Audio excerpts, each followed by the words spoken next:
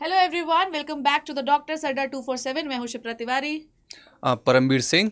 तो आज का फाइनल डिसीजन, आज की हियरिंग का कुछ ऐसा रहा।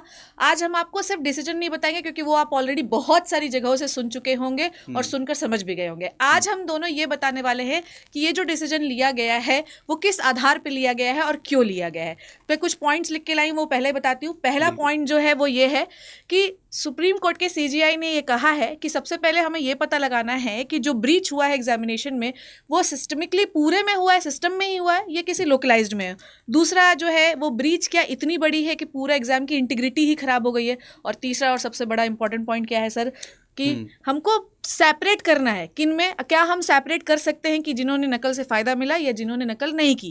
तो अगर हम ये सेपरेट कर पाएंगे तो रीनीट नहीं होना चाहिए। और बिल्कुल, इस बात पे तो उन्होंने क्लियरली बोला है कि अगर आप ये सेपरेट कर पा रहे हो कि इन बच्चों के साथ प्रॉब्लम हुई है, इन बच्चों के ने नकल की है, तो इनका दोबारा करा दो इंस्टेड ऑफ कि दोबारा से 24 लाख का कराना। और अगर आप ये सेपरेट कर पा रहे हो तब तो रीनीट की जरूरत नहीं है, भाई उनके करा दो या उनको डिबार, वैसे तो डिबार ही करना चाहिए उन्हें। Exactly. और अगर आप ऐसा नहीं करवा पा रहे हो तो सर क्या होना चाहिए?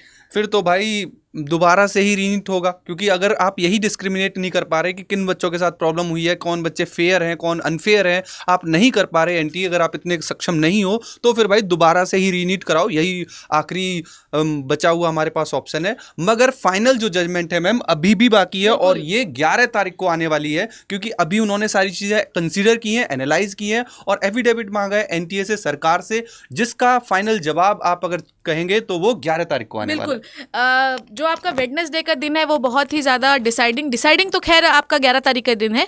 वेडनेसडे को शाम 5 बजे तक सीजीआई के टेबल पे होना चाहिए सीबीआई, सरकार और एनटीए के द्वारा फाइल किया हुआ एफिडेविट, जिसमें वो सारी जानकारी देंगे, क्योंकि सीबीआई की जांच भी काफ़ी दिनों से चल रही है। और उसके बाद 11 तारीख को फाइनल आपका डिसीजन होगा जो कि लाइफ चेंजिंग होगा। बिल्कुल, और 11 तारीख को हम क्लियर हो जाएंगे एकदम तरीके से, आर या पार तरीके से, क्या होगा कि नहीं होगा। अगर नहीं हो रहा है तो हम नीट 25 के लिए बहुत धमाकेदार तरीके से फिर से शुरुआत कर देंगे, और अगर आपका रीनीट होता है तो उसके लिए भी हम आपके साथ ही है। डॉक्टर अड्डा बराबर आपके साथ खड़ा हुआ है।